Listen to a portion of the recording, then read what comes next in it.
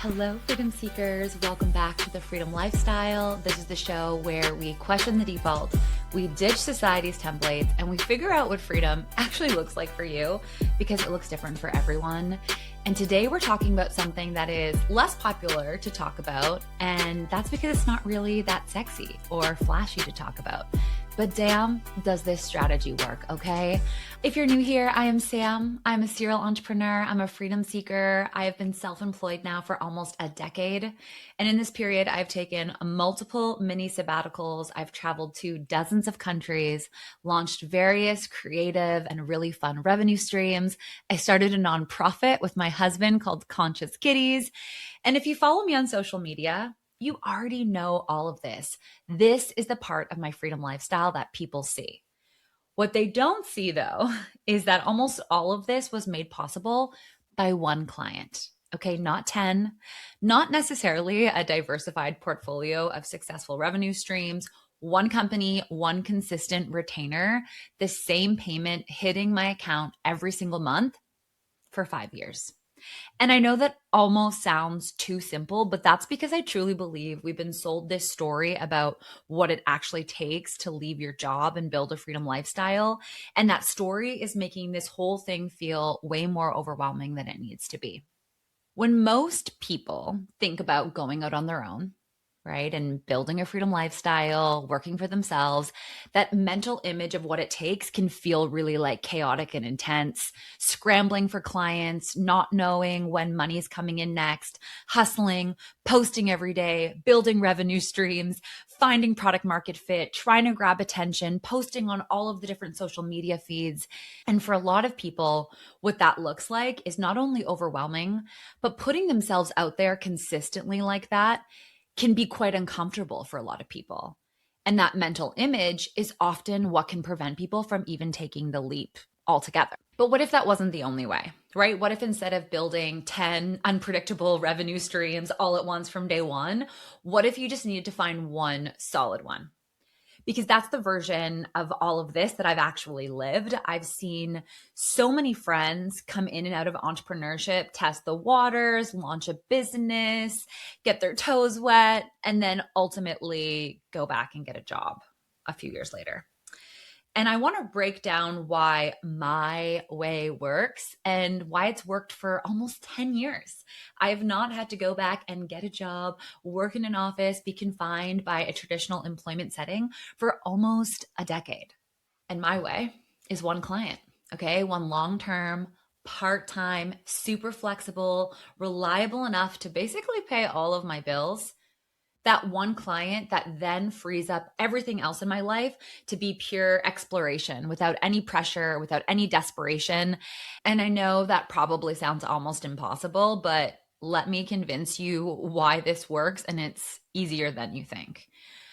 The first distinction, though, that I really need to make is when I talk about one client, when I say one good client, I do not mean one person buying your $47 course. Okay. I mean one B2B, business to business client, a company, an organization, an employer in a sense, who's going to pay you on a contract or on a retainer basis for a specific skill or service that you will bring to their organization. This is different from the world of B2C, business to consumer, right? That's where a lot of the build your personal brand advice lies. It's what we often see online when we think of entrepreneurship, people promoting courses, group programs, workshops, podcast merch, speaking gigs. I do all of those things too. But the truth is that my B2C revenue streams, they can often take a lot of marketing, like a lot of marketing. You have to be visible constantly, staying relevant in people's minds, being the first person that they think of when they have the problem that you solve. You do have to post, you do have to promote, you do have to nurture, you do have to sell, and you have to repeat that process consistently, even if you're getting lackluster results. And the pipeline, it never really closes because you're always trying to find new people who don't know you yet. And over time, that can definitely get better. I've really improved that. I've turned one client into a group program. I've done upselling. I've increased my prices. I've outsourced some of that grind. But the B2B freelancer work, this is a completely different animal. You land the relationship once, you do good work, and they just keep paying you. And you're not running ads. You're not showing up on your Instagram stories every day. You're not trying to convince somebody constantly to trust you enough to buy. The trust is already there because you've built it in a professional context with that employer and you've done it well. And that is why, if you follow me on social media, you see me talking about my B2C revenue streams, right? My podcast, my group coaching, speaking gigs, conscious kitties, all of it constantly. But you rarely ever hear me mention my long-term retainer client. And that's not because I'm not proud of that relationship or the work that I'm doing. It just doesn't need marketing. It just needs me to deliver great work every single week. It's just quietly working in the background while everything else I do gets to be really creative and fun, and I can take risks and bring ideas to the market. I can dream up new things. I can follow inspired action without pressure. That loud stuff that you see is loud because it has to be. The stable stuff, that's silent, that you don't hear about it, it doesn't need me to talk about it a lot. I recently actually posted about this client, about how I've worked for them for 5 years. And I joked about how people think I can't keep a job. And I think people were genuinely confused. I had a lot of follow-up questions about this client, and people didn't understand how I could possibly have had this part-time job silently over the past 5 years without making it part of my brand. And so two things really inspired me to create this episode. One, I don't want anybody to think I'm like tricking them and this is all the way that I make my money and it's this easy and these are the things I'm talking about. But also two, this is kind of my secret sauce to my entire life. So I want to share it with you. I truly believe you only need one good client. I have been at this for almost a decade, and despite how much change I've seen in the workforce in this past decade, like technological changes, shifts in the economy, expectations for how work is done, like this is still solid advice I would give today. And in fact, if I had to start over tomorrow and build a freedom lifestyle and quit my job, this is exactly what I would do. So I'm going to get really practical in this episode. I'll give you a step-by-step process for how you too can secure that one great client and what to look for. But first, let's be really clear about what happens when you actually have this one good client in place, because this is not just about financial security, okay? This is about creating your freedom lifestyle and like what is possible when you have this beyond just paying your bills. When I know that I have one reliable retainer client that is covering my bills, I'm not desperate. I'm not hustling on my creative process and my additional side gigs from a place of fear. Like I am saying yes to things I believe in and saying no to things I don't because I don't need the money. I'm not putting pressure on Conscious Kitties to be profitable in year one, or on my speaking business to book every single gig, or for my podcast to monetize immediately. Like all of that creative stuff, the fun stuff that like lights me up, it gets to exist entirely in a realm of inspired action. It doesn't have to pay my mortgage. And that changes everything about how you show up for those parts of your business and your reputation building revenue streams and projects. I spoke in my last episode about doing your best work and not settling for good enough. And I can put that extra pressure on these legacy pursuits because I don't have urgency associated with them. They're not the parts of my business that like need to have really generous profit margins immediately. If you have one client who's truly paying for your lifestyle and they're giving you a commitment, they're giving you that runway, you can play in these other areas from a completely different place. When this client came to me the first time, it was just a 3-month test project. They have paid me every single month now for 5 years. I can forecast my cash flow. I can automate my investments in Wealth Simple because I know more money is coming in. I can say yes to things that cost money in the future because I know there is consistent money coming in the future from one client. And even right now, as the economy is feeling tighter, and I'll be honest, my other revenue streams that have required marketing, my B2C revenue streams, I've had less inbound opportunities. I've had less inbound work. And I'm actually not panicking because I have this security. I'm just simply adjusting my spending habits, which is what I did when I even started my freedom lifestyle 10 years ago, which we're going to get into in this episode. But where I'm at, despite this fluctuations in the economy, is not having to feel like I'm scrambling for more work or getting stressed as AI is like taking our jobs, as people are saying. I'm just really prioritizing this client. I'm showing them respect. I'm over delivering. I'm saying yes when they ask for some things that are out of scope. I'll take a call with them, even if it's not a convenient time. I'll send them a report whenever they're asking for a report. Like, it is a mutually beneficial relationship that is based on respect. And for that, I am willing to bend my boundaries, despite me being somebody who is so firm on my boundaries and really trying to empower you and empower myself. There is a time and a place for that. Right. And when you have this client who is supporting so much more than just a free afternoon, it's really allowing you to build a freedom lifestyle. You got to show them that respect back. And what will you get in return? For me, I get total freedom. Okay. And that is worth bending things for. That is priceless. Before you can do this, though, there's one thing that we haven't even mentioned or discussed yet, which is one of the first things that you should do, which is know your numbers. Know what it actually costs you to live. Like, know your burn rate. How much are you spending every single month if you are going to try to find that one client who pretty much pays for everything? When I left my last job, 2017, working in sales downtown Toronto at a tech startup, the first thing I did is I sat down with my credit card statements. I looked at multiple months worth of spending and actually figured out what I was spending on what. It was humbling. I honestly hadn't done it. And when I speak to people, a lot of people admit that they do not do this. They really focus on the money that's coming in and less so on like the money that was coming out. And what this allowed me to do was have an honest conversation with myself, my journaling, my reflecting process about, okay, how do I actually want to be spending my money? Knowing that for everything I spend, I'm going to have to go out on my own as a self-employed entrepreneur and go make that money in order to spend whatever I'm spending it on. And I identified multiple areas in my life where I was spending on things that didn't actually matter.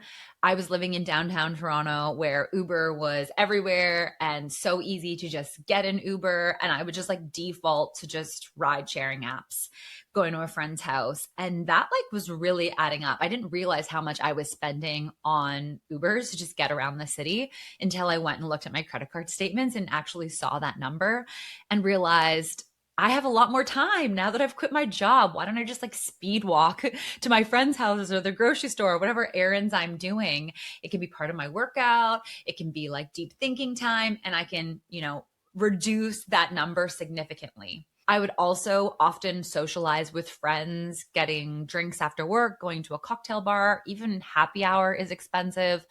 What about if I just had my friends over to my cute apartment and got like a really nice bottle of wine, and instead of like literally spending 4x on a cocktail bar? Do I really need to be getting a $100 pedicure every single month, or can I just buy a $20 bottle of nail polish and do it myself?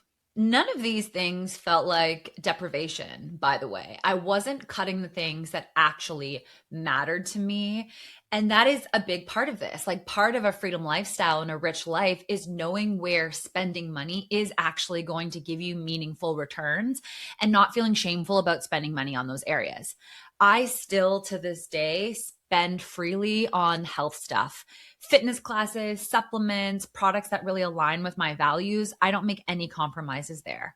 But I did stop spending on the things that were kind of just becoming habits from my old life, like status symbol style purchases or things that just gave me convenience, or honestly, like shopping that I was doing just to make myself feel better about my miserable office life. Once I really reduced that monthly spend and made some of those cuts, I found that the number that I had to make each month felt a lot more approachable and accessible. It made it a lot more digestible to leave that steady office job, knowing that this is how much I needed to make to cover my life. And I wasn't necessarily trying to replace a corporate salary. I was trying to cover a leaner, more intentional lifestyle. And that is a completely different target. And I really recommend doing this at the beginning of your journey.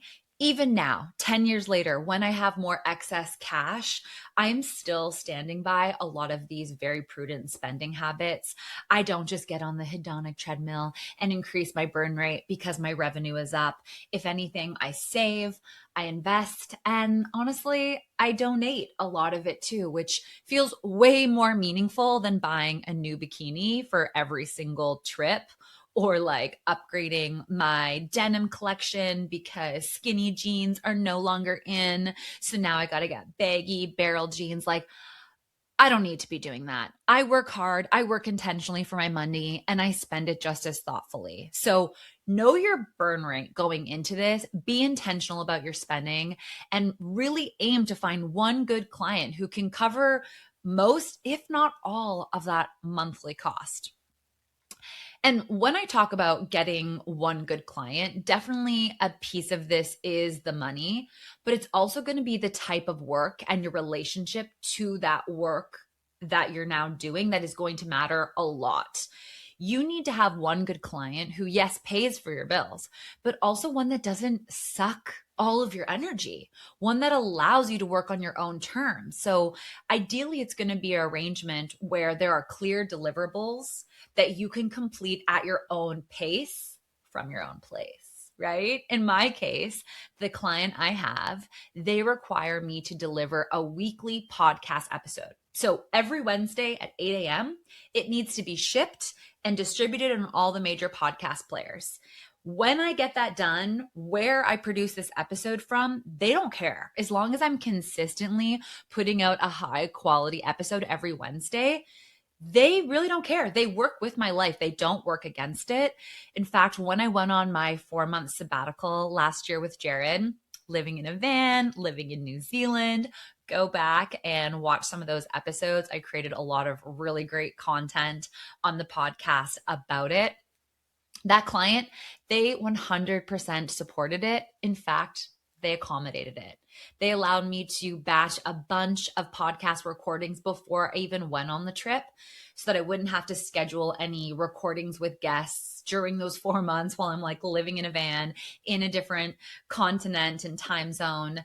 They were happy to do that. And in return, I didn't mind grabbing my laptop a few times a month on that trip to just check in on projects, respond to any questions, sending them reports. I knew I was going to come back from that sabbatical to that one client's consistent work versus returning from that sabbatical panicking because for 4 months, I hadn't been nurturing any new work and I now needed to find my next contract. And like having that safety net waiting for me was truly priceless. I bet I would have spent the last month of my sabbatical getting ready to return to work, starting to market myself, starting to pitch myself well on the road so that I had a client waiting for me in month 5, so that I had at least money coming in month 5. I didn't have to do that. Launching Conscious Kitties, this wellness brand with Jared from scratch, there's been no pressure for it to immediately work. All of this has been possible. Speaking at events, turning down ones that didn't feel right, building a speaking business that I actually am proud of instead of just booking whatever comes in. It all comes back to me having one solid, maybe like not that sexy B2B retainer client working in the background. And when I talk about not sexy, it's like, we live in a world where what is really impressive about having a business is scaling, raising money, hiring a team, getting media attention. This client doesn't give me any of those things. It's not that impressive to talk about, but like behind all of it, it's the foundation for everything. And so when I say go out and find that one good client, what are you actually looking for? Because like I said, it's not just about finding somebody who will pay for you to do something, because that part is easy. It is about finding the person who will give you the right fit. So the type of profile that I would get you to build towards and look for is Definitely a company that is going to pay you consistently, reliably, a company that is fully remote or has a lot of remote workers and contractors, and that is part of their business model. A company who's willing to commit to a longer term project, like ideally a 6-month contract, so that you have some runway for you to actually work with it. But I'd even probably settle for 3 months at the beginning. And ideally, it's an arrangement where there's opportunity for you to continue to work with them if you succeed at the project. And don't get discouraged if they say this is just a one-time thing. I've seen so many times a company truly create jobs for people that they like to work with and enjoy working with. So even if they say it's just a one-time thing, like just really focus on doing incredible work and have faith that it could turn into something bigger.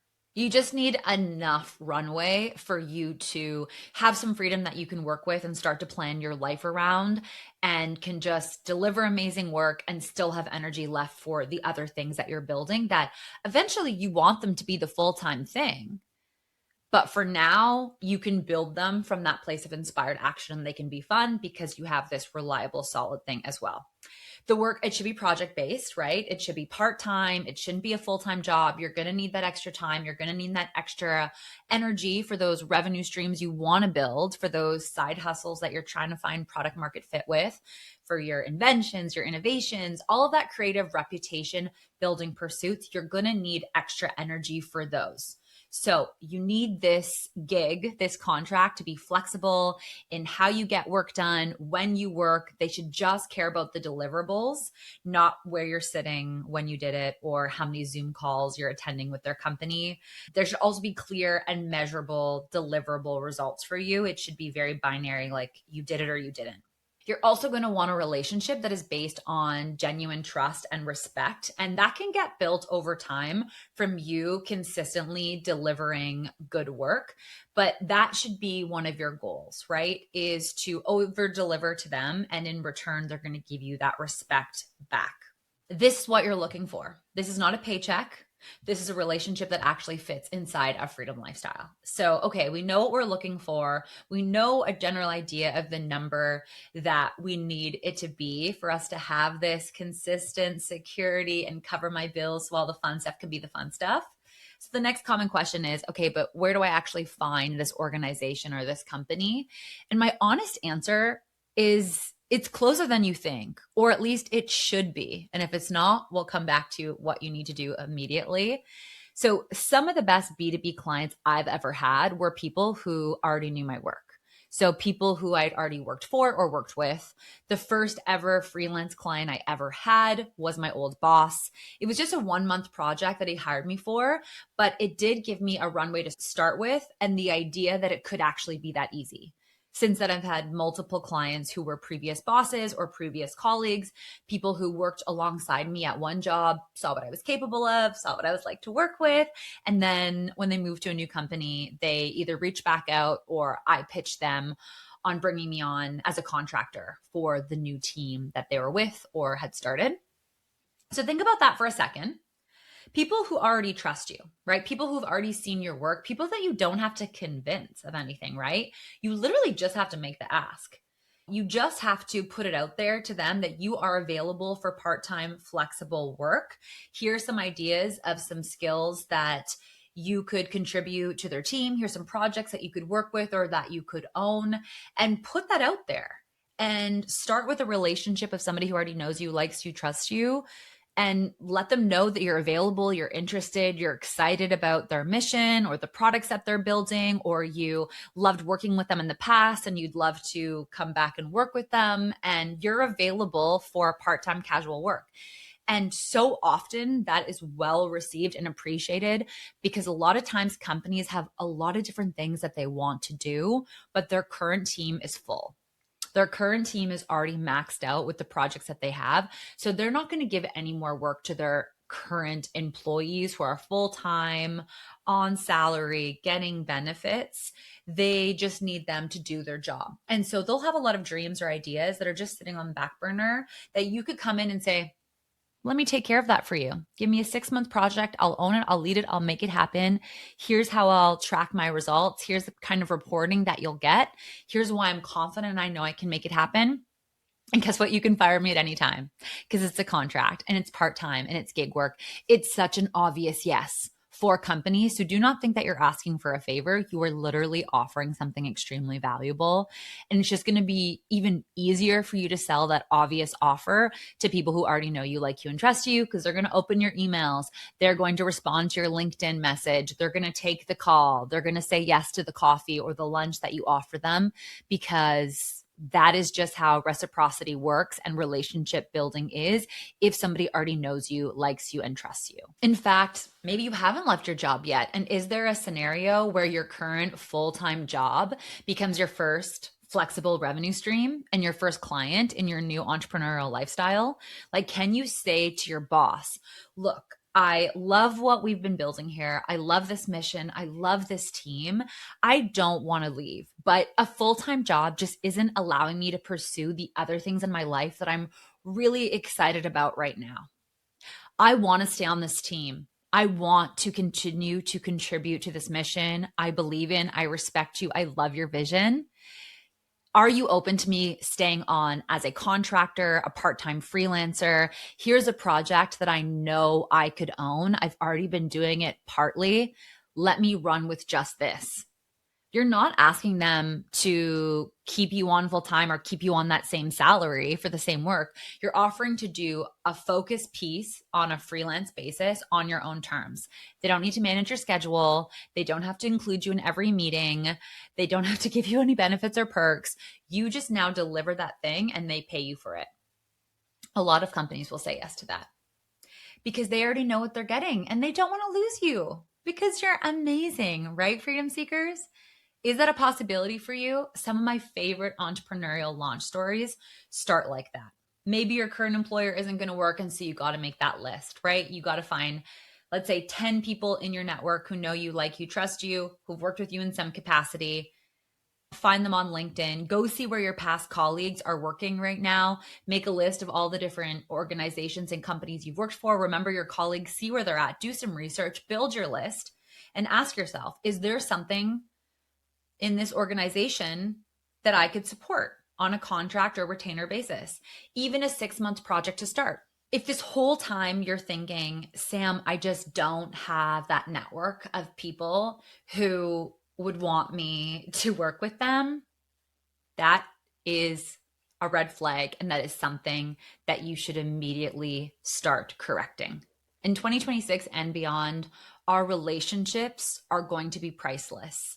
Your network of people are going to be more important than ever. I really believe as AI continues to come and change the workplace, having these relationships of people that you can count on and go to is going to be like very important for us to leverage. And if you haven't been networking or maintaining relationships, whether that's even just having a social media presence where your old colleagues know what you're up to, or you have been checking in with people or engaging with their content, going to networking events, if relationship building has not naturally been part of your lifestyle, it needs to be. It does.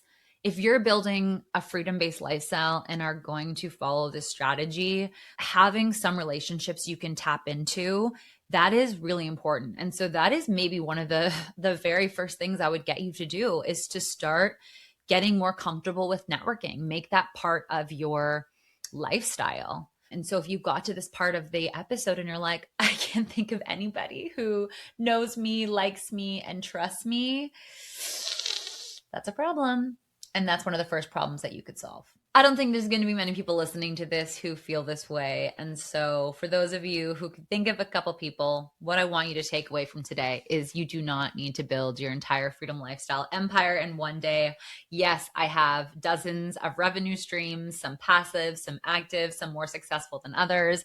I do have many clients, many products, but I didn't need to have them all launched on day one. I didn't need to have a personal brand with 100,000 followers. years, I have just needed to have one solid revenue stream.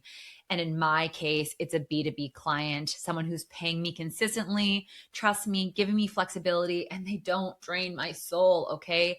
That is the thing that makes everything else possible. So start with who already knows you, your old boss, your former colleague, a current employer. If you can negotiate the right arrangement, that could change everything and open up a whole land of possibility for you. Finally, know your number. Get honest about your burn rate so that you know exactly what you're aiming for. Because when you know your number, that target becomes a lot less scary and a lot more doable because you know what you need. And then let that one client support you while you figure everything else out, while you build the thing that you actually want to build, while you finally have the space, maybe for the first time in your life, to breathe and explore and live life on your own terms. Maybe that's inside of work, maybe that's outside of work. Coming on 10 years of this freedom lifestyle, it is still the advice that I would give people and that I do give people the most. And not because it's glamorous, but because it works, right?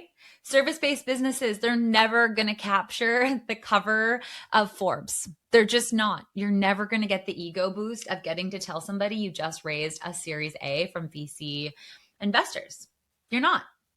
But your lifestyle, it will speak for itself, okay? And your energy, it will give off a vibe that only true freedom can. People will be able to feel it, okay, friends? If this one resonated, please send this to somebody who's been thinking of making the leap, but just can't get out of their own head about it. Sometimes all it takes is one episode that could shift the whole picture. So find me on Instagram at sam.laliberty. Follow along. I'll follow back. We'll inspire each other's freedom lifestyles. And as always, until next time, enjoy your freedom.